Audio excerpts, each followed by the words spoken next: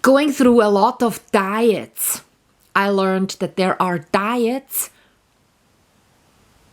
or procedures that don't help me. I went through them, like the Andreas Moritz gallbladder cleansing, and I understood by watching his videos on his doings that he's kind of taking olive oil and lemon juice every morning. So that oil will make his gallbladder produce those liquids that will boost this, nutrition getting into your body, digestion. So because he's selling the kidney and liver cleanse teas and all of that, I spent such a lot of time on his YouTube, and I learned that when you have a small shot glass full of, this is a lot of olive oil, yeah, I know, but this amount, and always oils and fats need to go with lemon juice. Okay, so when you take that, what happens is those stones that come out in the next morning sort of get created, but they don't really, mess you up, I guess. It's not what is healthy about Andreas Moritz, his gallbladder detox. Because if you do it once, you don't profit. You need to have olive oil every day.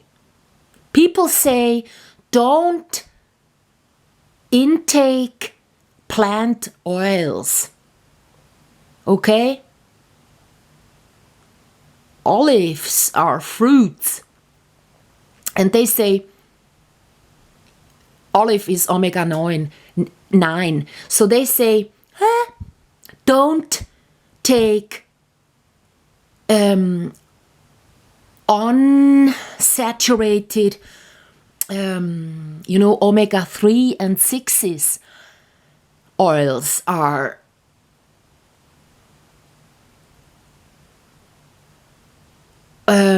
these kind of easily oxidizing oils. So as soon as you put whatever it is, a fruit or a nut, into oil, what you do is you press it, even if you press it cold, as they say, extra virgine.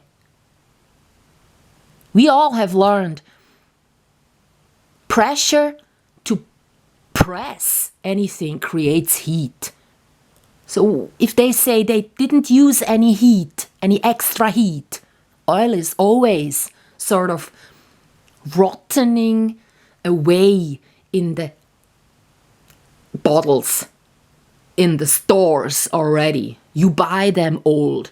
So of course buying the nuts instead of the oils is better. It doesn't matter for olive oil, coconut oil, because those you can even heat up high temperatures and they don't make you ill. But all the other oils, once they're in a bottle, they're old already. So that's what I learned from Andreas Moritz though. Thank you. Oils are really important because they boost digestion. We usually have this food pyramid in mind and we think oil, we just need a little bit, but we need a lot of starches and sugars in bread and stuff. But that's a false information because that food pyramid has been looked at by Sonia Alkaline, her partner as well, in this project book called Der Jungbrunnen, The Fountain of Youth, explains that in times before people, 1,200 years ago, it started that people had fields and gathered corn, and not just corn, would be maize, also the cereal stuffs, how is that called? Barley, the grains, and muted them. I mean, they cooked, they baked bread. From then on, people were dying earlier. So they did historical research, and they say from when people started eating bread historically, they died earlier. And even now, when you go looking around, there are people within the health and sports world, a lot of them not being into starches. That one just slows down your metabolism, and the gluten you don't really digest. And there is just the brown Hirse, brown millet, and the millet that wouldn't be doing these,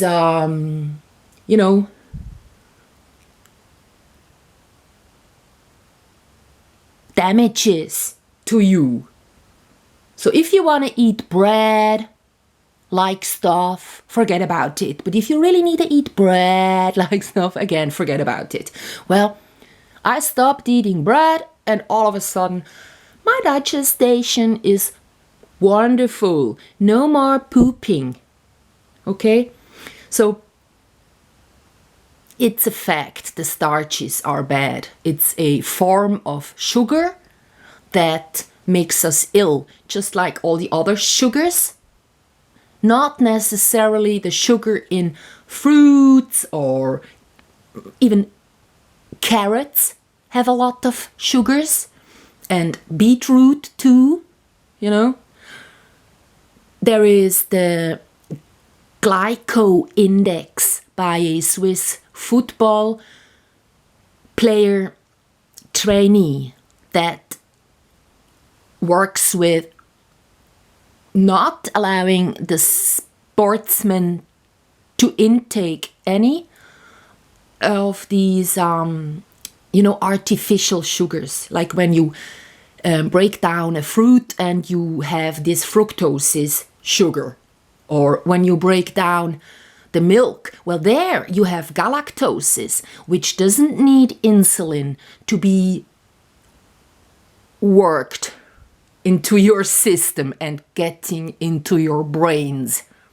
So therefore, he works with his athletes to get out of them as much as possible results. He works with not allowing them to have any sugars. And if they have a date, not like date via Tinder, but date that you can eat, one of those is allowed a day before 2:00 in the afternoon. So there are people working with diets that make them kind of faster, stronger. So it depends what kind of outcome you want to have. So I have chosen a kind of diet here that would help if I had cancer already, So no bread, yes, I understood. And no starches.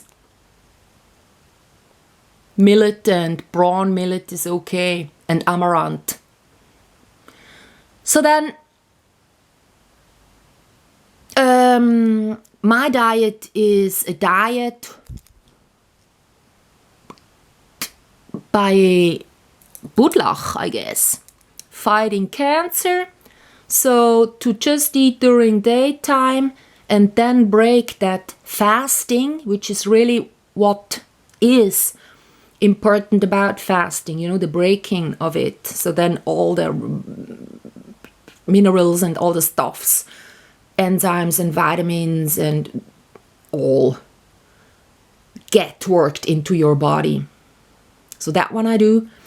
And then when I kind of fast, you can have a little bit of apple vinegar, because a little bit will help you to get into that keto. So keto is when your body is kind of in fast mode. So he doesn't get any sugars that he can use up immediately.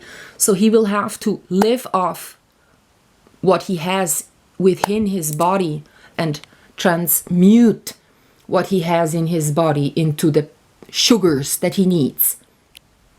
So eating just fat and protein will get you into keto. But I learned this keto you can't do all your life long. And even people, when they were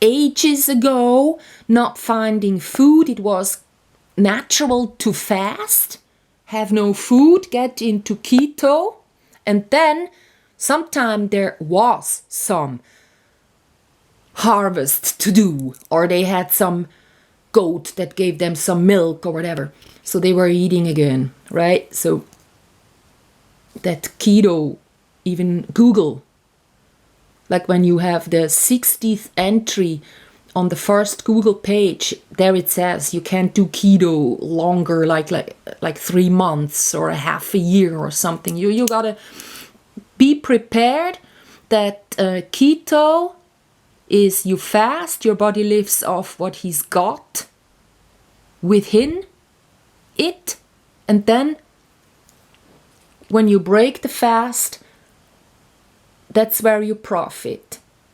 Even in keto, he does mend your body from within, but especially the breaking of the fast is important.